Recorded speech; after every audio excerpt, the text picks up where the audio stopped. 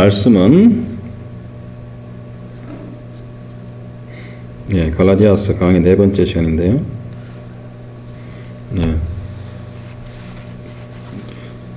제가 성경 순서대로는 하지 않습니다. 그래서 그날 그 거주 주제에 따라서 하는데, 요 부분이 갈라디아서 우리 1장에 있는 앞부분이 왜 바울이 이런 말씀을 적었는지 우리가 알 필요가 분명히 있기 때문에 제가 오늘 다시 1장으로 돌아가서 1장 11절에서 24절을 가지고 사도 바울의 복음이라는 제목으로 말씀을 드리고자 합니다.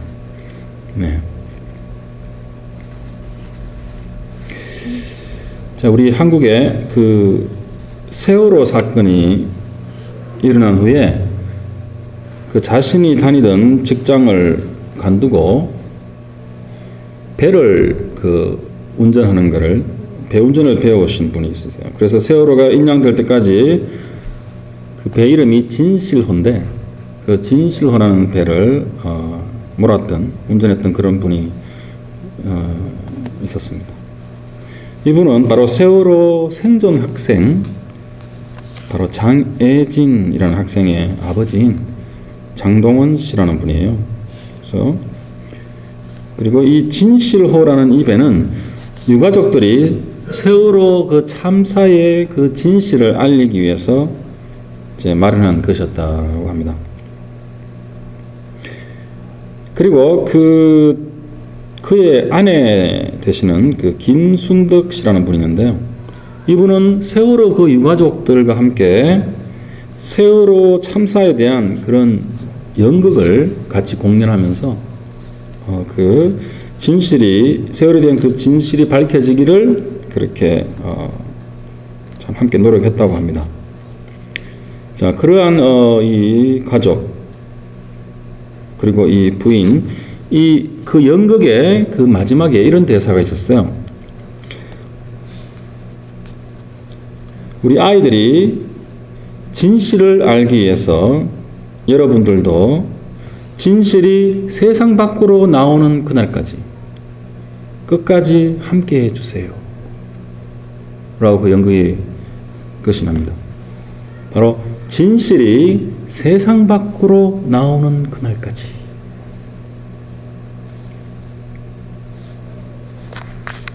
바로 참 이 대사, 이 한 토막을 통해서 우리가 알 수 있는 것이, 우리가 잘 아는 한 한국의 대표적인 그 이단 집단의 그 교주의 그 이익과, 또한 그 타락한 정치인들의 그러한 이해관계가 얽히면서 정말 그 차가운 그 바다 속에 수장시키려고 했던 그 세월호의 진실에 대한 그 유가족들과 그 국민들의 갈망을 저희가 느낄 수가 있습니다. 그리고 정말 우리 사회에 그 진실을 두려워하는 그러한 세력들이 참 또한 많이 있음을 또한 새삼스럽게 이 대사를 통해서 다시 한번 깨닫게 해주는 그런 대사였습니다. 참 진실 또는 우리가 진리라고도 말할 수 있는데요. 그 진리와 비진실 또한 비진리의 세력은 참 계속해서 이렇게 대항하고 싸우고, 그게 인간의 역사이기도 한 거죠. 그래서 우리 기독교 교회는 어떻습니까? 수많은 그 교회와 기독교인들은 그 예수님의 진리와 사도들의 그 가르침 위에 바로 서 있습니까? 진실을 왜곡하고 그 현실의 어떤 안위나 이익을 위해서 어린아이들의 그 생명마저도 무참히 앗아가는 이 세상의 논리와 사실 별 다를 것이 없이, 교회도 기독교의 이 진리를 많이 왜곡하고, 또한 세상적인 논리와 전통을 기독교의 진리와 대체시켜버리거나 또는 막 섞어버려서 이상한 기독교를 만들어 버린 게 사실 어제 오늘의 일이 아니죠. 또한 그것이 현대 기독교의 모습이며 기독교 역사 지난 2000년간에 항상 있어 왔던 그러한 일이었습니다. 바로 2000년 전에 초대 교회의 하나였던 바로 그 갈라디아 교회, 그 교회도 똑같이 이러한 문제가 생겼었고, 그래서 바울이 그 갈라디아 교회, 지난번 우리 첫 시간에 말씀을 드렸지만 이제 발라디아에서 이제 선교 활동을 통해서 그 교회가 세워지고, 또한 그 다음 바울이 이제 그 갈라디아를 떠난 다른 선교 여행을 위해서 발라디아 교회를 떠난 그 이후에 바로 그 유대주의자들, 예수를 잘 믿는다고 하는 유대주의자 그리스도인들이 바로 예루살렘에서 이렇게 갈라디아로 와서 거기에 또한 정착을 하면서 그 교회의 리더, 아주 영향력 있는, 지식이 있고 사회적인 지위가 있고 영향력이 있는 그러한 사람들이, 왜냐하면 그 유대인이었고 예루살렘에서 왔고 그리고 그 교회의 리더였고 교사였다라고 우리가 알 수 있기 때문에, 그러한 사람들이 바로 그러한 잘못된 율법을 또한 지켜야 된다라고 가르치는, 그래서 제가 보진 않겠지만 사도행전 15장에 보면 똑같은 얘기가 나와요. 사도행전 15장 1절부터 보면 그런 똑같은 얘기가 나오고, 그래서 이 예루살렘에서 나중에, 이건 그 다음 일인데 예루살렘 총회란 게 열려요. 바로 이 문제를 다루기 위해서. 그래서 거기에 바로 바울과 바나바가 또 몇 사람을 데리고 예루살렘으로 올라갔다라는 얘기가 나옵니다. 그래서 그 총회를 또 하고 거기서 이 문제에 대한 종지부를 찍죠. 이 갈라디아서는 그 전에 세워진 것입니다. 그래서 자기가 그 개척하고 세웠던, 물론 뭐 하나님께서 세우시지만 그 갈라디아 교회의 잘못된 그러한 가르침, 진리가 아닌, 그 복음이 아닌 그것에 대한 이제 선 편지가 이 갈라디아서죠. 자, 그렇다면 그것이 왜 나쁜가? 할례를 받아야 된다. 또한 어떤 기독교에 있는 그런 조상들의 전통을 지켜야 된다. 그런 절기를 지켜야 된다. 그런 것이 왜 나쁩니까? 바로 바울이 그 1장에 앞부분에 말하듯이 그거는 다른 복음이다라고 얘기를 했죠. 그렇다면 진짜 복음은 무엇입니까?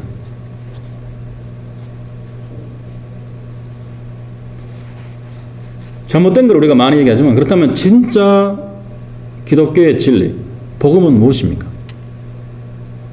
그것은 바로 죄와 타락으로 이렇게 일그러져 있는 우리들, 스테인데 그러죠. 얼룩져 있는 우리들, 그 인간의 영혼이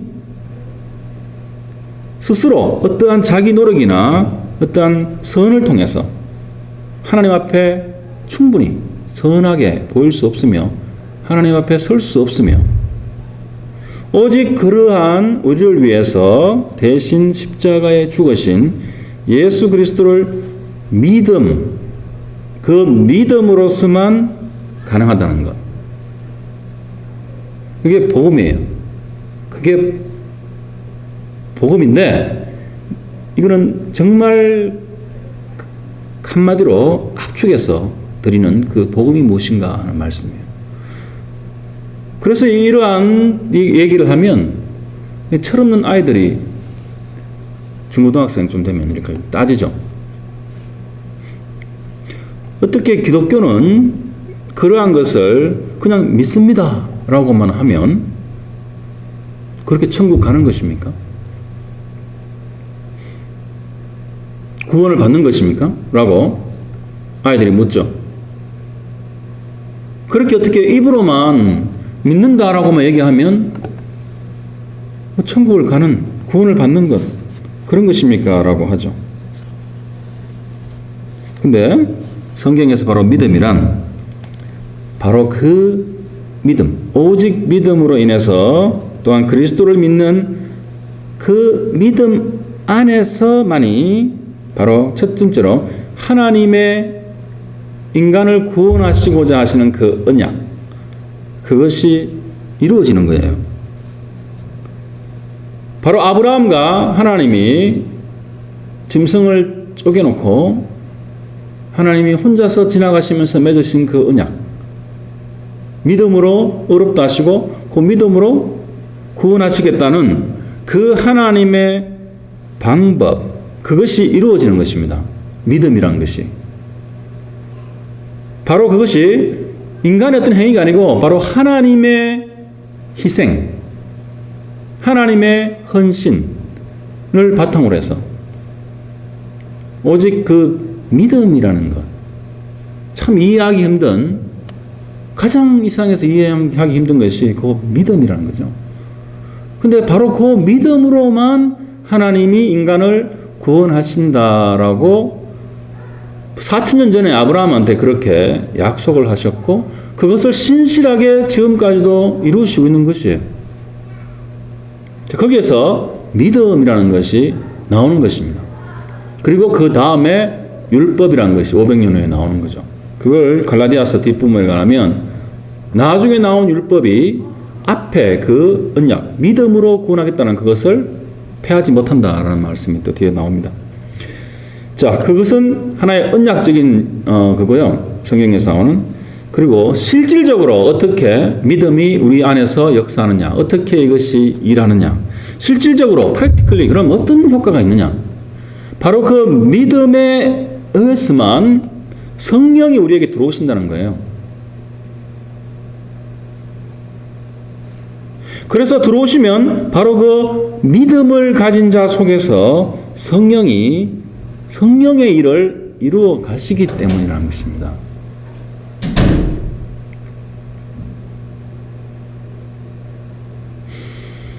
믿음만큼 이해하기 어려운 것이 바로 이 성령의 들어오심과 또 내주하심과 성령의 또한 역사입니다. 우리 안에서. 자, 믿음으로 인해서 하나님의 언약이 만족이 되고 성취가 되고 그 다음에 믿음으로 인해서만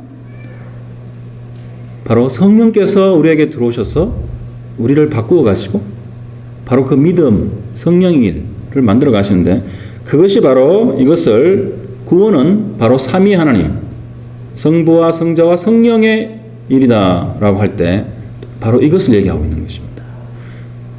바로 성부 하나님께서 그 헌신, 열정, 그리고 하나님의 그 사랑, 그것을 통해서 그 안에서 우리를 선택하시고 그 다음에 예수님, 성작 예수님께서 십자가에 죽으시고 그리고 그 믿음, 우리의 그 작은 믿음을 통해서 성령께서 우리 안에 들어오셔서 무엇을 하십니까?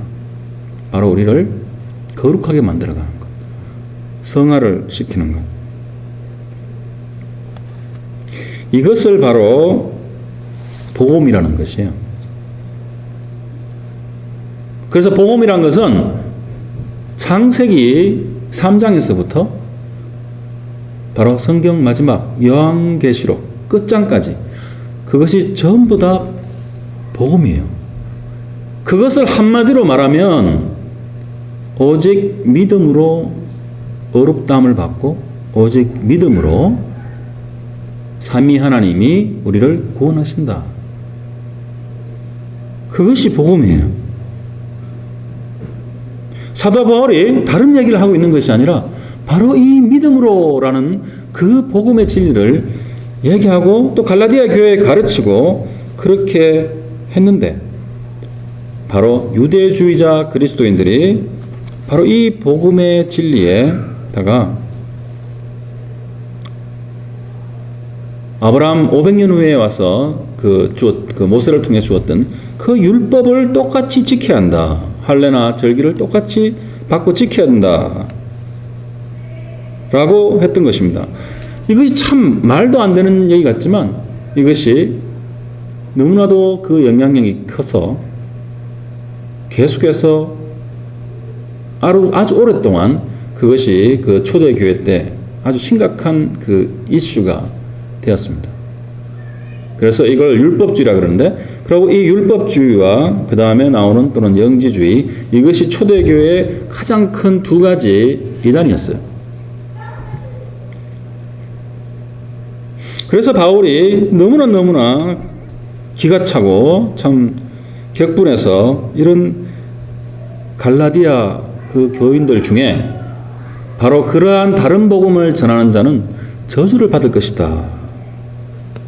그렇게 이제 아주 강력하게 얘기를 하는 것이죠. 그리고 또한 너희들이 성령으로 시작해서 육으로 마치려고 하느냐. 그렇게 또한 경고를 하는 것입니다. 자, 오늘 본문 말씀은 바로 이것이에요. 이러한 유대주의자들이 바로 이 갈라디아 교인들을 설득시키고 또한 자기 편으로 만들고 그리고 자기 영향력을 또 교회에서 키워가기 위해서 바로 바울을 이렇게 깎아내린 거죠. 바울을 어떻게 깎아내렸냐면, 바울은 예수님의 직계 제자가 아니다. 그래서 즉 사도가 아니다. 그 사도가 아닌 그 사람이 전한 그 복음은 그만큼 그러한 근위가 없다. 라고 실제로 공격을 했습니다. 그래서 바울이 제일 끝에 나를 그만 괴롭게 해라. 내 몸에 예수의 흔적을 가져오너라. 갈라디아서 마지막에 그렇게 끝내죠. 그만큼 이러한 공격이 우리가 생각하는 이상, 상상을 초월한 그러한 공격이 계속해서 바울에게 있었던 것 같아요. 갈라디아서 이때뿐만 아니라 그 다음에도 계속해서 이러한 율법주의자 그리스도인들하고 계속해서 그러한 논쟁과 싸움이 사도행전과 이런 서신서에 계속해서 나오는 거예요. 그만큼 이것은 심각한 그러한 초대교회의 문제였습니다. 그게 초대교회 때 문제로 끝나면 저희가 이렇게 뭐 설교할 필요도 없죠. 시간 낭비죠. 똑같이 제가 지난 3번의 나라 걸쳐서 말씀드렸지만 똑같이 현대교회에 계속해서 반복되어지고 있어도 괜찮은 그런 것이 아니라 복음의 그 빛을 덮어버리는, 그래서 성도들로 하여금 진리의 길, 구원의 길을 가는 것이 아니라 이딴 길로 가도록 하는 아주 다른 복음이 되기 때문이죠. 또한 직계 제자가 아니다는 그것뿐만 아니라 사도 자격이 없다는 것뿐만이 아니라 바로 바울은 직접 예수님께 배우지 못했기 때문에 예루살렘에 있었던 그 사도들에게 듣고 배워서 전한 것이다 라고 또한 이렇게 공격을 했어요. 그래서 바울이 전한 복음은 바울의 어떤 그 배워서 가진 또는 자기의 생각을 더한, 그래서 그것은 결국 진실이 아니다, 진리가 아니다 라고 갈라디아 교인들을 설득하면서 내가 또는 우리가 말하는 것을 믿으라, 그것을 받아들이라 라고 계속해서 이제 얘기를 했다는 것이. 근데 바울이 그 갈라디아서 1장 11절 12절에 그렇게 말을 하죠. 형제들아, 내가 너에게 알게 하노니 내가 전한 복음은 사람의 뜻을 따라 된 것이 아니니라. 이는 내가 사람에게서 받은 것도 아니요 배운 것도 아니요 오직 예수 그리스도의 계시로 말미암은 것이라. 우리가 갈라디아서 1장 이 뒷부분을 읽으면 바울이 왜 이런 얘기를 갑자기 생뚱맞게 하는 건지 잘 이해가 잘 안 될 수도 있어요. 바로 이러한 배경에서 바울이 진리의 복음을 변호하기 위해서, 그것을 보호하기 위해서 자기의 어떤 사도권을 이렇게 주장하는 것입니다. 그걸 또 증명하는 것이고, 바로 첫 번째로 예수 그리스도의 계시로 바로 이 복음을 받았다는 것이에요. 영어로는 The Revelation of Jesus Christ. 그래서 바울은 주장하기를 자기가 가르쳤던 그 복음은 예수님이 직접 자신에게 주시고 가르치신 것이다 라고 주장을 하는 것입니다. 그래서 로마서 16장 25절 27절을 보면요, 바울이 이렇게까지 얘기해요. 나의 복음가, 또는 예수, 다음 슬라이드 눌러주세요. 예수 그리스도를 전파함은 영세 전부터 감춰졌다가 이제는 나타나신 바 되었으며 영원하신 하나님의 명을 따라 선지자들의 글로 말미암아 모든 민족이 믿어 순종하게 하시려고 알게 하신 바 그 신비의 계시를 따라 된 것이니 이 복음으로 너희를 능히 경고하게 하실 지혜로우신 하나님께 예수 그리스도로 말미암아 영광이 세세 무궁하도록 있을지어다. 아멘. 바로 나의 복음이라고 얘기하는 거예요. 그것이 뭐 자기의 소유인 자기가 만드는 그러한 것이 아니라 바로 자기가 전하는 복음이겠죠. 그렇지만 이것을 마이 가스펠, 나의 복음이라고 주장하는 이유도 바로 이 복음이 바울이 이방인들에게 전했던 그 복음이 바로 자신의 메시지가 아니고 바로 예수 그리스도의 메시지다. 그리고 그의 복음이 자신의 복음이 아니라 바로 그리스도의 복음이다. 그리고 나아가서 자신이 전하는 말이 자신의 것이 아니라 바로 하나님의 말씀이다. 그러한 엄청난 주장을 여기서 하고 있는 것입니다. 한 인간이 이것이 바로 하나님의 말씀이다. 바로 그 바울을 공격하고 적대시했던 그 유대주의 그리스도인들의 그 주장을 그냥 한 말에 다 일축시켜 버리는 거죠.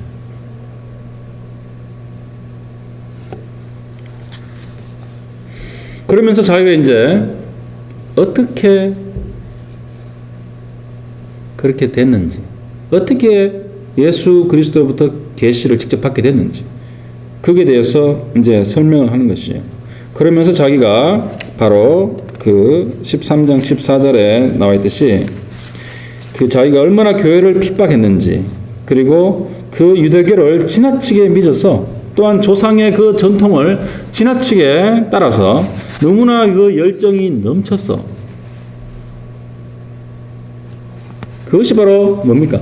율법을 지키는 것이고 또한 할례와 절기들을 지키는 것들, 그런 전통들. 그래서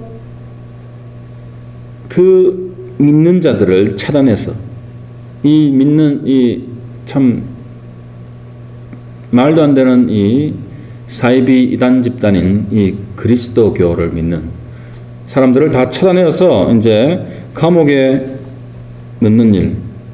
또한 그 초대 교회에 가장 뛰어났던 그 스데반 집사가 바로 돌에 맞아서 죽을 때 옆에 서 있었다. 그것이 바로 바울이죠. 그리고 또한 대제사장에게 바로 백령을 얻어서 다메섹이라는 곳에 숨어 있는 그리스도인들을 색출해서 다 감옥에 집어넣으려고 이제 그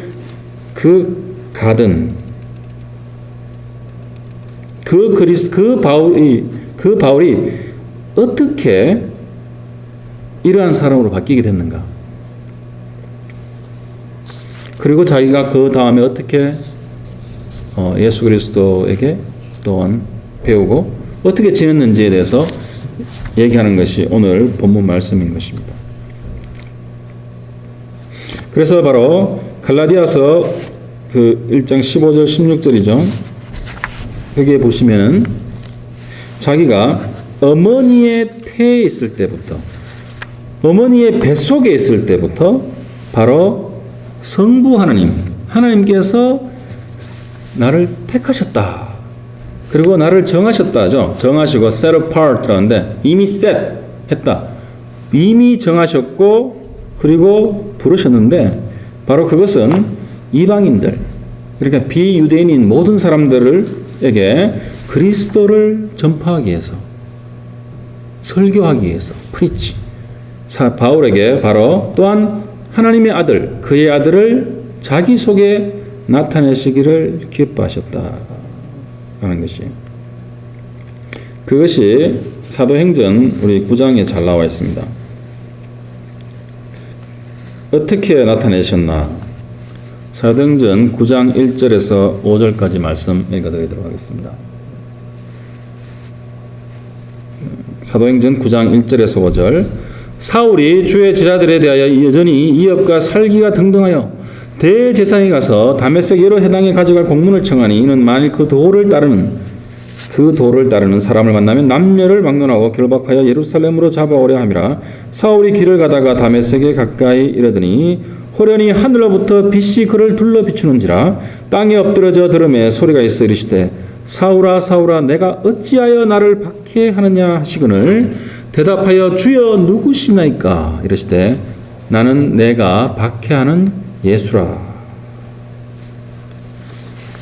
바로 그 이후에 사도 바울이 이제 그 빛으로 인해서 눈이 멀고 한 3일간 이제 눈을 못 뜨죠. 그리고 3일간 식음을 전폐했다라고 기록되어 있습니다. 자기가 엄청난 충격을 받은 거죠. 예수를 믿는 이 사이비 집단의 모든 자들을 다 잡아서 감옥에 넣고 이제 핍박하고 그러려고 했는데 완전히 이걸 디스트로이 완전 교회를 무너뜨리려고 했는데 그 집단의 머리 자기가 죽었다고 생각했던 그 예수가 갑자기 나타난 것입니다. 그러면서 자기 이름을 부르는 거예요. 바울아 바울아. 우리에게도 이러한 실제적으로 음성이 듣기지 않지만 우리 가슴 속에 이러한 음성을 듣는 그러한 회심의 순간이 다 있었거나 또한 있을 것입니다. 자, 하여간에 바울이 이러한 극적인 회심을 하게 되었습니다. 너무나 인생이 완전히 180도로 바뀌는 그러한 회심을 겪게 되고, 근데 자기가 그러죠. 바로 그 유대주의 그리스도인들의 그 비난에 대답하기 위해서 자기가 그 이후에 예루살렘을 가지 않았다. 그래서 다른 사도들을 만나지 않았다는 것이에요. 그리고 아라비아로 갔다가 나중에 다시 다메섹으로 올라가서 사실 그것의 말씀을 또한 전하고, 그 다음에 3년이 지났어야 처음으로 이제 예루살렘에 있는 베드로를 만나기 위해서 올라가서 단지 15일을 자기가 거하였고, 정말 그 다음에 베드로와 야고보만 잠깐 만났었다라고 얘기하는 것이에요. 그리고 오늘 읽지는 않지만 그 다음 장 2장 1절 보면 그리고 14년이 지난 후에 바나바와 함께 그 디도를 데리고 예루살렘에 이제 두 번째로 방문하였다라는 것이에요. 근데 그 사이에 바울은 계속해서 복음을 전했습니다. 이것이 왜 중요합니까? 바로 자기가 전하던 그 복음, 예루살렘 밖에 전했던 그 복음이, 그리고 우리가 지금 듣고 있는, 그리고 성경에 쓰여 있는 그 복음이 사람으로부터 온 것이 아니라 바로 예수 그리스도로부터 직접 왔다. 그것을 논증하기 위해서 바울이 계속해서 이런 말씀을 반복해서 하고 있는 것이에요. 그게 아니면 자기가 뭐 어디 다메섹 갔고 아라비아 간 게 뭐가 중요하겠습니까?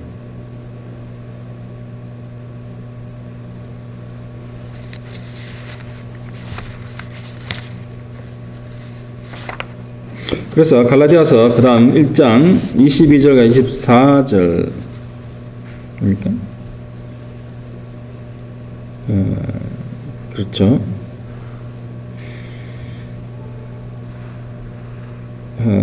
그래서 자, 이 말씀들은 바울이 지금 오늘 읽었던 우리의 말씀들은 바로 그 바울이 정말 그 복음을 지키기 위해서 취했던 아주 단호했던, 아주 강경하게 했던 그 입장을 보여주고 있는 것입니다. 자, 그런데 이러한 율법을 지키는 그리스도인들, 또한 이런 할례를 행했던 그런 그리스도인들에게 너무나 완강했던 이 바울이 사도행전 16장을 보면은 그 자신의 그 아들이라고 하는 디모데에게는 할례를 행하도록 했다라는 말이 있어요. 바로 이것은 어떻게 보면 상당히 모순된 이야기죠. 이방인들, 유대인이 아닌 이방인들에게 할례를 행하게 하고 그것을 하고 하는 자들은, 그러한 자들은 저주를 받을 것이다 라고 그러한 비판을 가했었는데, 바로 자기의 그 영적 아들인 디모데에게 할례를 행하도록, 바로 이 디모데는 그 엄마가 유대인이었습니다. 유니게라고 하죠. 그리고 아버지는 헬라인이었어요.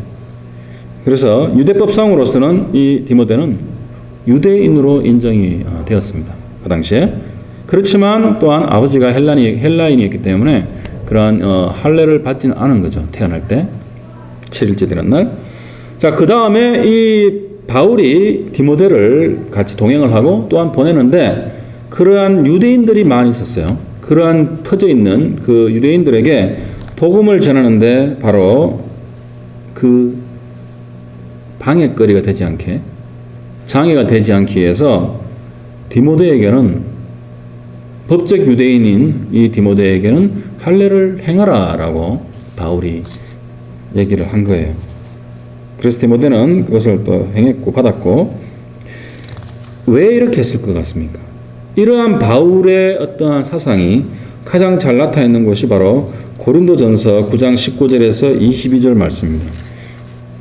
고린도전서 9장 19절에서 22절, 이 말씀이 상당히 중요한 말씀이죠. 우리 그리스도인이 어떻게 살아야 되는가.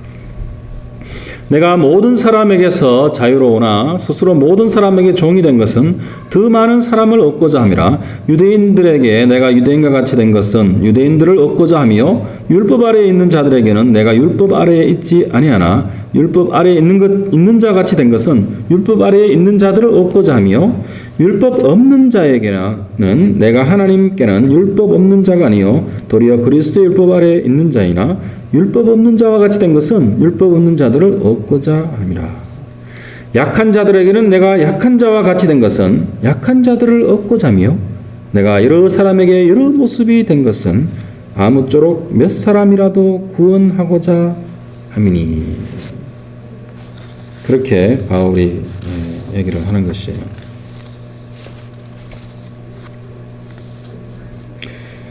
바로 이러한 바울의 사상이 마틴 루터가 잘 또 정리해서 이렇게 말을 하였습니다. 우리의 재산, 우리의 명성, 우리의 생명, 우리가 가진 모든 것은 다 빼앗기더라도 바로 복음, 우리의 믿음, 예수 그리스도는 절대 빼앗기지 않아야 한다는 것이다. 이 점에서 자신을 낮추고 굴복하는 겸손함은 저주를 받을지어다. 아니 오히려 그리스도를 부인하지 않으려면 그리스도인들은 이 점에서 자부심을 갖고 인정을 베풀지 않아야 한다. 오히려 자신감을 갖고 인정을 베풀지 않아야 한다가 맞겠죠. 그러므로 하나님이 나를 도우신다면 나의 이마는 모든 사람의 이마보다 더 단단할 것이다. 표현이 재밌는데요. 여기에서 나는 속담에 따라 이 칭호를 받을 것이다. 이것이 라틴 말인데요. 세이도 누리라는 라틴 말인데요. 이거는 나는 아무에게도 굽히지 않는다라는 말입니다. 그렇다 나는 심지어 전심을 다해 이 점에서 완고한 것처럼 보인다 해도 기쁘다. 그리고 여기에서 나는 언제나 완강하고 단호하며 영원히 그럴 것이며 그 누구에게도 한치도 양보하지 않을 것이라고 고백한다. 사랑은 양보한다. 모든 것을 참으며 모든 것을 믿으며 모든 것을 바라며 모든 것을 견디느니라 라고 되어 있기 때문이다. 하지만 믿음은 절대 양보하지 않는다. 이제 믿음에 관해서는 우리는 무적의 존재가 되어야 하며 할 수 있으면 강철보다 더 단단해야 한다. 하지만 바로 사랑에 관해서는 부드러워야 하며 바람에 흔들리는 갈대나 잎사귀보다 더 유연해야 하고 모든 것에 굽힐 준비가 되어 있어야 한다. 바로 이것이 바울의 그 사상인 것입니다. 바로 약한 자들에게는 내가 약한 자와 같이 된 것은 바로 약한 자들을 얻고자 하며 내가 여러 사람에게 여러 모습이 된 것은 아무쪼록 몇 사람이라도 구원하고자 하매니. 그것이 바로 루터의 그 말하고 일맥상통한 그 말이죠. 자, 결론적으로 바울이 강조하였듯이 그가 이방인들에게 전한 복음은 인간이 만들어낸 것이 아니고 바로 예수 그리스도의 계시에 의한 것이었습니다. 그리고 바로 복음의 그 진리 위에 다른 무엇을 조금이라도 더하면 안 되는 것입니다. 바로 예수를 믿는다는 것이 우리가 복음을 시인하고 단지 외형적으로 좀 더 경건한 삶을 살고 선한 행위를 하고 또한 많은 현대 특히 한국의 기독교인들처럼 단지 술, 담배 안 하고 예배 참석하고 헌금하고 전도하고 그리고 교회 일에 헌신하는 그러한 것이 예수 믿는 것이다 라고 가르친다면 그것이 바로 또 다른 복음이 되어버린다는 것입니다. 다른 이단 문제나 어떤 신학적인 문제를 고민하는 것보다 바로 이 경박한 기독교의 문제가 가장 심각한 문제예요. 쉽게 믿고 쉽게 천국 간다는 그러한 가르침. 또한 거기에다가 외적인 그런 종교적인 행위. 조금 전에 말씀드린 그런 것들이 바로 기독교의 본질인 것처럼, 복음의 본질인 것처럼, 전부인 것처럼 그런 가르치는 그러한 경박함이 바로 현대 한국 기독교의 변질된 그러한 복음의 모습입니다. 복음은 바로 제가 초반에 말씀드렸듯이 궁극적으로 성령의 일이 나의 인생에 드러나는 것입니다. 지난주에 말씀 제가 드렸듯이 우리의 마음이 그러한 영적인 마음으로 변하는 것이고 또한 그러한 마음이 내 속에서 자라가고 커져가는 것입니다.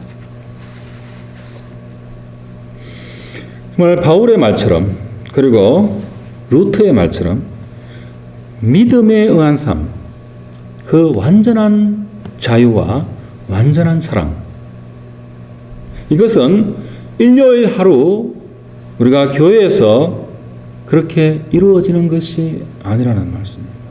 오히려 이것은 월요일에서 토요일까지 그 6일 동안 우리가 누리고 또한 살아야 하는 바로 복음의 진리인 것입니다. 그래서 우리가 그 인생 가운데 매일매일의 삶 속에 그 성령의 일하심, 내가 성령의 인도하심으로 살아가는 것, 그 자유와 사랑 가운데 매일매일을 살아가는 것, 그것이 바로 복음의 능력입니다.